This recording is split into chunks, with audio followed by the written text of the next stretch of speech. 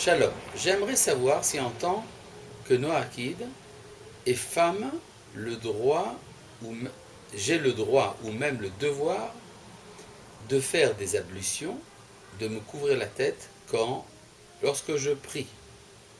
Si la femme Noachide doit se couvrir la tête, est-ce seulement lorsqu'elle prie ou doit-elle le porter toute la journée? S'il y a des ablutions à faire avant de prier, quelles sont les parties du corps à laver et comment les faire?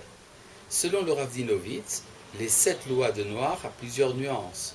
Quelles sont-elles? Comme par exemple la cacheroute. Est-ce qu'il serait bon de manger cachère pour un ben noir?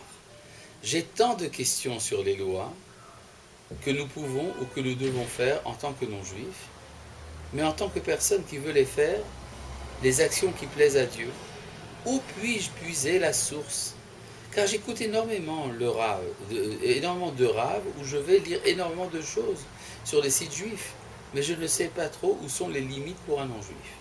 Je vous remercie par avance pour le temps précieux que vous consacrerez pour me répondre à mes nombreuses interrogations. Soyez bénis. C'est très émouvant ce que vous dites. Bon, d'abord mettons les choses au clair. Il y a plusieurs opinions concernant le comportement des Noachides.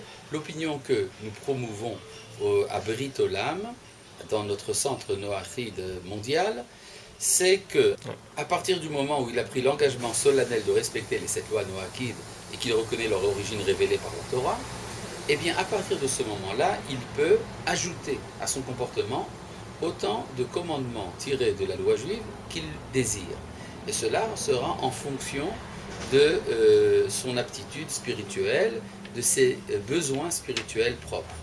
Pour ce qui est par exemple de faire des ablutions, de se couvrir la tête, c'est une bonne chose.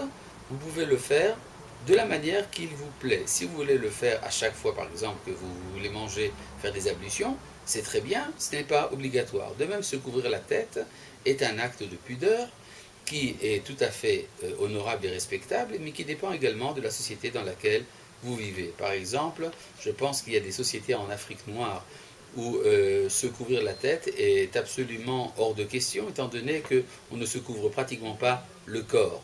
Par contre, dans des sociétés plus, qui ont intégré certaines valeurs d'Israël de tsniout, de pudeur, alors il y a un sens au fait de se couvrir la tête.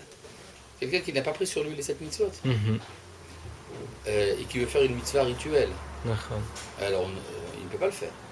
Si elle veut donner de la charité, par exemple. Alors, c'est déjà une mitzvah rituelle. Voilà. Donner de la charité n'est pas une mitzvah rituelle, c'est une mitzvah morale. Tout ce qui appartient à ce qu'on appelle le derech eretz kadma la Torah, c'est-à-dire la moralité antérieure au nom de la Torah, c'est évidemment autorisé. Mettre de l'eau dans un récipient et le verser sur ses mains serait interdit à ce moment-là. De ce point de vue-là, oui, à moins que ce soit fait pour des raisons hygiéniques.